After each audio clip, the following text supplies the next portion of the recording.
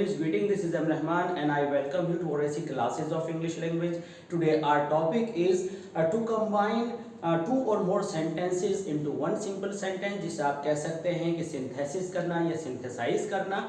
और आज हम जो सिंपल सेंटेंस में कॉम्बिनेशन करने वाले हैं वह होगा एडवर्ब और एडवर्ब फ्रेज की बेस पर। आइए समझते हैं कि टू और मोर देन टू सेंटेंसेस को एडवर्ब और एडवर्ब फ्रेजेस का यूज करते हुए किस तरह से हम सिंथेसाइज करते हैं। सबसे पहले हम आपको एक बार फिर इस बात को रिकॉल करा दें कि सिंपल सेंटेंस होता क्या है।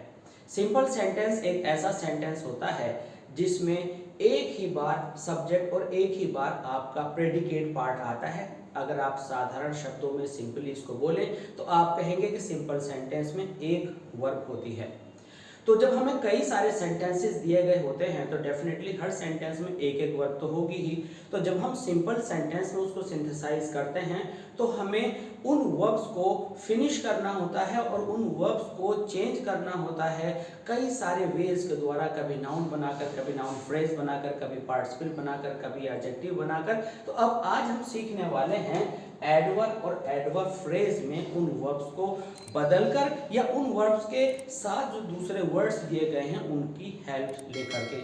तो जो आपके प्रीवियस लेक्चर्स हैं उसमें आपने सिंथेसिस के जो सारे पार्ट्स हैं पार्ट 7 तक वो आपने अच्छे से देखा होगा। अगर टू और मोर सेंटेंसेस से हमें एडवर्ब फ्रेज पिक करना है तो वो एडवर्ब और एडवर्ब फ्रेज हम आइडेंटिफाई कैसे करें। तो यहाँ पर आप समझ लिए कि ये जो चार आपके वर्ड्स हैं where, when, how and why, इनके जो भी आंसर्स होते हैं आपके वो एडवर्ब होते हैं। अगर उनका आंसर जैसे कि मान लीजिए यहाँ पर when आया, अगर when का आंसर जो है आपका एक वर्ड के अंदर आ जाए, एक वर्ड मीन्स आपसे कहा गया कि कब, तो आपने कहा yesterday, आपने कहा yesterday, तो ये हुआ एडवर्ब। और यही बात अगर आपने कही 2 days ago, 2 days ago, तो यही एडवर्ब जो कि when का आंसर दे रहा है मोर देन 1 वर्ड्स में है तो ये एडवर्ब फ्रेज हुआ। तो यानी एडवर्ब का जो काम करता है यदि वह पूरा सेट एक से ज्यादा वर्ड्स में है, क्योंकि एक से ज्यादा वर्ड्स में इसलिए सेट है तो एडवर्ब फ्रेज होगा। और अगर एक ही वर्ड में एडवर्ब को बताता है तो आपका एडवर्ब है। तो आपको ये आइडेंटिफाई करना है। वेयर जैसे कि आपने कहा अंडर अ ब्रिज, तो अंडर अ जो ब्रिज है ये क्या आंसर आपको दे रहा है, ये आपको आंसर दे रहा है कहाँ का। तो जो अंडर अ ब्रिज पूरा फ्रेज है ये आपको जो है एडवर्ब की तरह से काम करता हुआ दिखेगा। हाउ, तो हाउ के अंदर आप कहते हैं सही तरह से, यानी हाउ मीन्स किस तरह, तो आप कहते हैं प्रॉपरली, ठीक है, केयरफुली। तो इस तरह से आपको देखना होता है कि हाउ जो कि एडवर्ब ऑफ मैनर को इंडिकेट करता है, आप इस तरह से हाउ को पहचान लेते हैं। व्हाई, तो आप कहेंगे बिकॉज ऑफ इलनेस, तो की वजह से। तो ये जो सारा फ्रेज है ये वाई का आंसर दे रहा है। तो इस तरह के जो फ्रेजेस हैं जो दूसरे पार्ट्स के अंदर दिए गए होते हैं सेंटेंस के, हम उनको पिक कर लेते हैं और आपकी वर्ब और दूसरी चीजें कॉमन होती हैं तो उसको छोड़ दिया जाता है। तो यहाँ पर हमने देखा कि एडवर्ब और एडवर्ब फ्रेज को हम कैसे आइडेंटिफाई करते हैं। इसी वीडियो में लास्ट तक बने रहिएगा और आप देखेंगे कि कौन से ऐसे एडजेक्टिव हैं जिनको हम एडवर्ब में बदल सकते हैं और कौन से ऐसे वर्ड्स हैं जो एडवर्ब में नहीं बदले जाते। उनमें से कुछ वर्ड्स हम आपको देंगे जिससे आप काफी अपने आप को स्ट्रेंथन महसूस कर सकते हैं इस सिंथेसिस को करने में। आइए अब देखते हैं कुछ एग्जाम्पल्स। हमारे सामने 2 एग्जाम्पल्स हैं, हम इनको सिंथेसिस करेंगे एडवर्ब और एडवर्ब फ्रेज के द्वारा। आइए देखते हैं कि किस तरह से किस पार्ट को हमने पिक करना है। यहाँ पर हमारे सामने जो ये सेंटेंस है, India is a great country, there is no doubt about it, तो हम इसको सिंथेसिस कैसे करेंगे। India is a great country, ठीक है।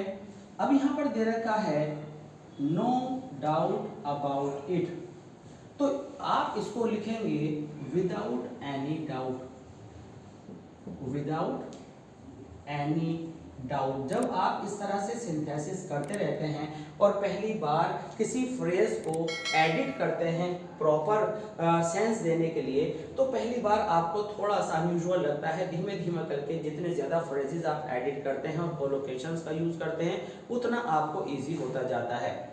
अगर हम एडवर्ब और एडवर्ब फ्रेज के द्वारा सिंथेसाइज करने की बात करें तो दूसरे रूल्स के कंपैरिजन में ये थोड़ा सा डिफिकल्ट होता है। इसमें काफ़ी ट्विस्ट होते हैं और पार्ट्स ऑफ स्पीच की अच्छी नॉलेज होना ज़रूरी है। तो यहाँ पर आपने कहा विदाउट एनी डाउट, तो ये विदाउट एनी डाउट जो है आपका यहाँ पर एडवर्ब हुआ। अब इसको आप क्या कर सकते थे, एक दूसरा ये भी रूप हो सकता था जो आपका डाउट था, ठीक है। जब आप किसी एडजेक्टिव के अंदर ly ऐड करते हैं तो जनरली वो एडवर्ब में बदल जाता है, हालांकि ये बात हर एडजेक्टिव के लिए सूटेबल नहीं होती। ये क्या है आपका डाउट, डाउट नाउन भी होता है, डाउट वर्ब भी होता है। अगर हम इसमें इसको थर्ड फॉर्म कर लें, अगर हमने इसे वर्ब माना और हमने इसको थर्ड फॉर्म कर लिया, हालांकि डाउट नाउन भी होता है, वर्ब के अंदर थर्ड फॉर्म करने पर एडजेक्टिव बन जाता है, और एडजेक्टिव बनने पर अगर आप ly लगा लें तो एडवर्ब बन जाता है। तो हमने कितने इसके अंदर एडिशनल पार्ट जोड़े, पहले डाउट में ed लिया, फिर ly लिया, और इसके सेंस का नोट दिखाने के लिए फिर हमने अन लिया। तो जो हमारा हेड वर्ड है वह है डाउट, अन हमने जो प्रीफिक्स लिया उसको नेगेटिव सेंस देने के लिए, और ed उसका पास दिखाने के लिए, यानी हमने वर्ब को एडजेक्टिव बनाया, और ly जो है आपका क्या हुआ, एडवर्ब बना दिया इसने। तो आप विदाउट एनी डाउट की जगह आप ये भी लिख सकते थे अनडाउटेडली,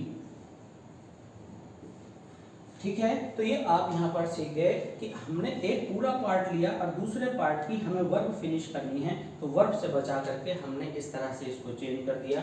अगर आप इस तरह के जो फ्रेजेस हैं अगर पहले से रेडीमेड याद कर ले तो आपको काफ़ी आसानी होगी। हम कोशिश करेंगे कि इस सिंथेसिस के पार्ट 9 में इस तरह के आपको किसी भी एडजेक्टिव से एडवर्ब बनाना, वर्ब से एडवर्ब बनाना, ये हम आपको सिखाएं।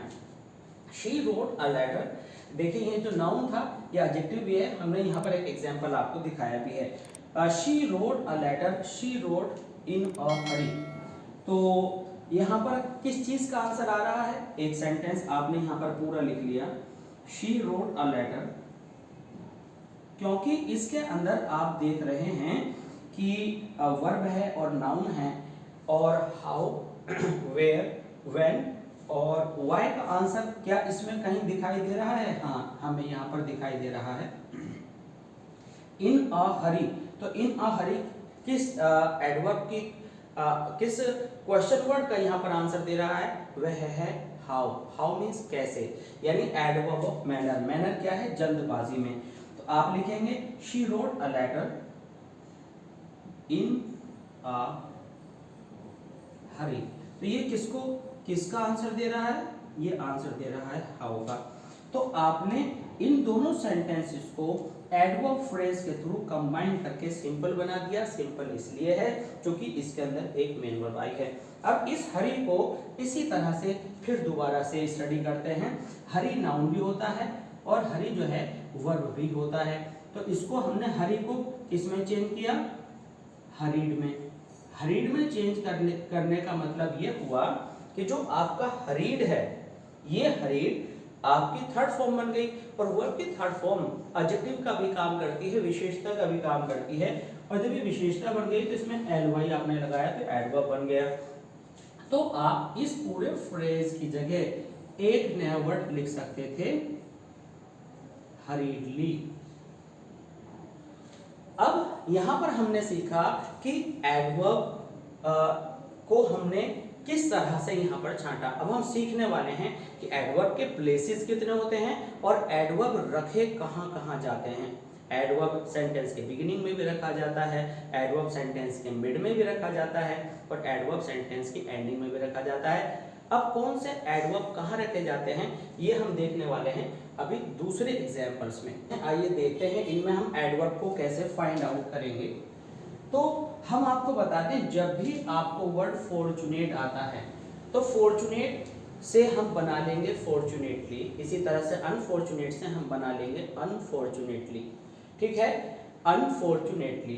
तो इसको यूज कहाँ करना है, हमने 3 प्लेसेस बताए थे एड वर्ब के लिए। तो आप क्या करने वाले हैं, फॉर्चुनेटली, ये आप याद कर लीजिए, फॉर्चुनेटली, अनफॉर्चुनेटली, लकीली, अनलकीली, ये 4 वर्ड्स हैं जो पूरे सेंटेंस को डिस्क्राइब करते हैं, पूरे सेंटेंस के बारे में कुछ जानकारी देते हैं।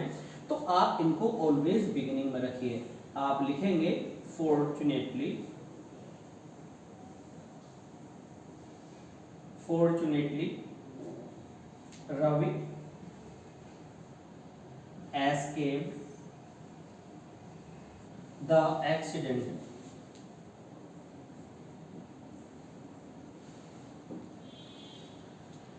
तो यहां पर आपने वर्ब वॉज को फिनिश कर दिया, इट को फिनिश कर दिया, क्योंकि इट पूरी इस इंसिडेंट के लिए है, वॉज की जरूरत नहीं है। तो फॉर्चुनेट को फॉर्चुनेटली में बदल कर आपने यहां पर रख लिया और वर्ब आपकी एक ही बार आई। इस तरह से दोनों सेंटेंसेस को आपने सिंपल में सिंथेसाइज कर लिया।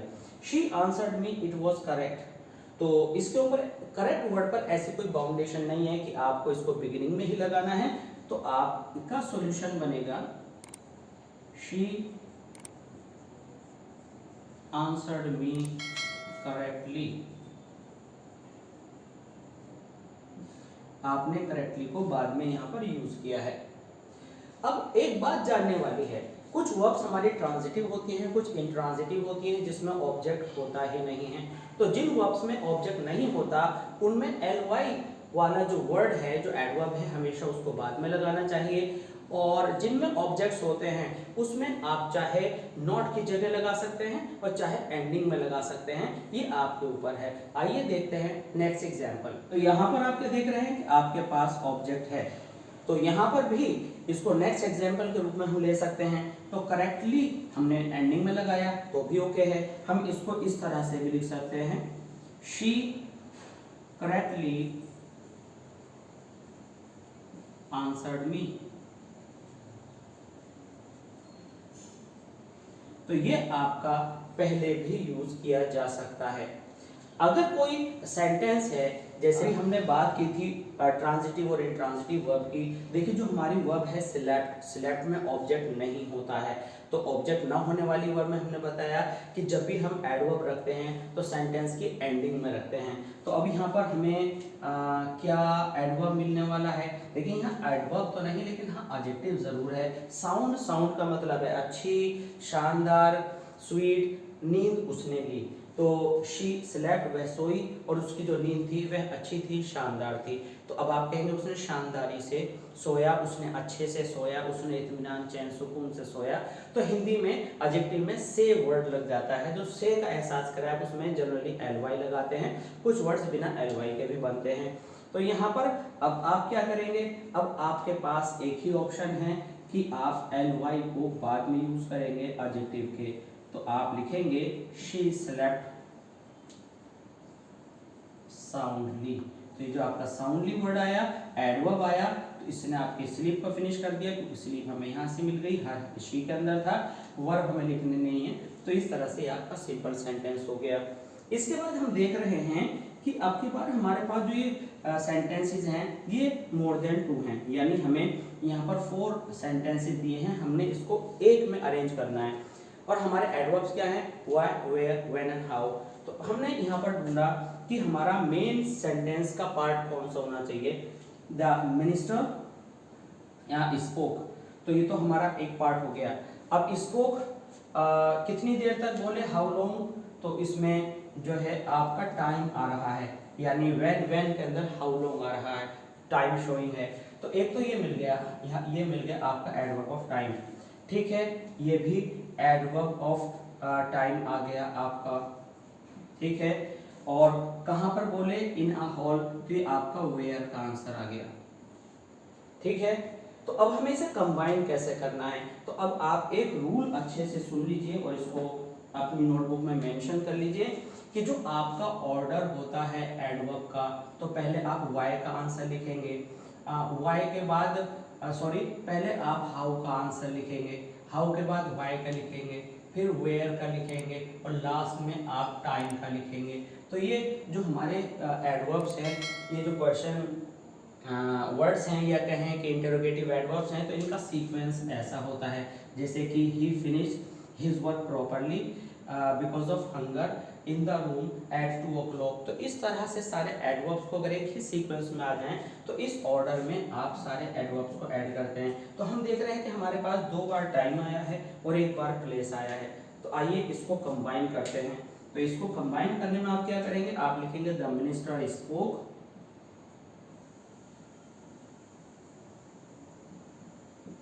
The minister spoke. अभी हमने क्या ऑर्डर लिया, हाउ। तो हाउ का इसके अंदर प्रॉपरली जैसी तो कोई चीज़ है नहीं, तो हम यहाँ पर लिखेंगे इन अ हॉल, पहले प्लेस आया इन अ हॉल। हॉल के बाद हम लिखेंगे how long, for a few minutes, for a few minutes. ठीक है।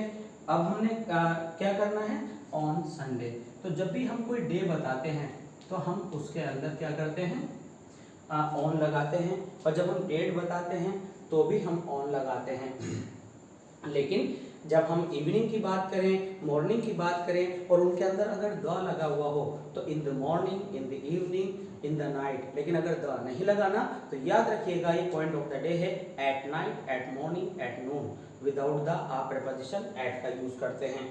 तो यहाँ आप अब समझ सकते हैं कि आपके पास एक ये आया इन अ हॉल, ठीक है, in a hall for a few minutes, फिर ऑन संडे। तो इस तरह से आपने इन सेंटेंसेस को सक्सेसफुली क्या किया, सिंथेसाइज कर लिया। इसके बाद कुछ थोड़ा सा इम्पोर्टेंट देखते हैं और फिर आप समझ पाएंगे कि ये जो भी सिंथेसिस है एडवर्ब और एडवर्ब फ्रेज बेस्ड कितना इजी होता है। ये जो एग्जाम्पल हमारे सामने हैं इस टाइम, इस एग्जाम्पल के अंदर एक खास बात यह है कि सीधे सीधे से हमें एडजेक्टिव पहचान में नहीं आ रहा जिसमें हम ly इजीली लगा लें, टाइम नहीं दिख रहा। तो इसमें हमें क्या होगा कि पार्ट्स ऑफ स्पीच को चेंज करने की आर्ट सीखनी पड़ेगी। पार्ट्स ऑफ स्पीच को कैसे बदलते हैं, वर्ड फॉर्मेशन के नाम से जो लेक्चर्स हैं हम आपको डिस्क्रिप्शन बॉक्स में देंगे, वहाँ से आप सीखेंगे कि नाउन से एडजेक्टिव, एडजेक्टिव से एडवर्ब, वर्ब से एडवर्ब, या एक पार्ट्स ऑफ स्पीच से दूसरे पार्ट ऑफ स्पीच में किस तरह से हम चेंज करते हैं, वहाँ से आप डिटेल में सीख सकते हैं। और इसके बाद भी एक फर्दर हम लेक्चर रिकॉर्ड करने की कोशिश करेंगे जो कि आपके लिए बहुत हेल्पफुल होगा। अदर देन दिस, इससे अलग जो भी आपकी क्वेरीज हैं, प्रॉब्लम्स हैं और आप और एडिशनल सीखना चाहते हैं तो आप जो है कमेंट सेक्शन के थ्रू अपनी क्वेरीज, अपनी प्रॉब्लम्स हमें लगातार भेज सकते हैं जिसको हम सॉल्व करें। और आप पूरा सिलेबस जो यूपी बोर्ड इंग्लिश ग्रामर का है या आईसीएसई से रिलेटेड जो आपके सिंथेसिस हैं, किसी कंजंक्शन को लेकर के, किसी सिंपल सेंटेंस के पार्ट, एडवर्ब वगैरह को लेकर के जो आप सिंथेसाइज करते हैं, वो आप बड़ी इजीली यहाँ पर हमारे चैनल पर सीख सकते हैं। इसलिए अगर आपने चैनल अभी तक सब्सक्राइब नहीं किया है तो सब्सक्राइब आप ज़रूर कर लें। यहाँ पर अब हम सीखने वाले हैं the sun said we could not finish our journey. अब यहाँ पर एडवर्ब मिल नहीं रहा, अब इसको हमें करना क्या है, तो हम आपको बता दें, आप करेंगे द सन सेट, इसके अंदर सन है और सेट वर्ब है, आगे कुछ है नहीं, तो ये हमारा इस सेंटेंस का हेड पार्ट हो गया। अब इसका आप ट्विस्ट करिए कि कम वर्ड्स में किस तरह से जर्नी का फिनिश ना होना हमें दिखाई दे जाए और वर्ब ना आए, सब्जेक्ट की हमें ज़रूरत नहीं पड़े। तो आप अगर फिनिश को मान लीजिए एंड है, एंड आपका नाउन भी होता है और वर्ब भी होता है, तो हमने उस एंड वर्ब को किसमें, नाउन में मान लिया, यानी एंड आया और ये एंड जो है नाउन है। तो कुड नॉट एंड यानी बिफोर द एंड,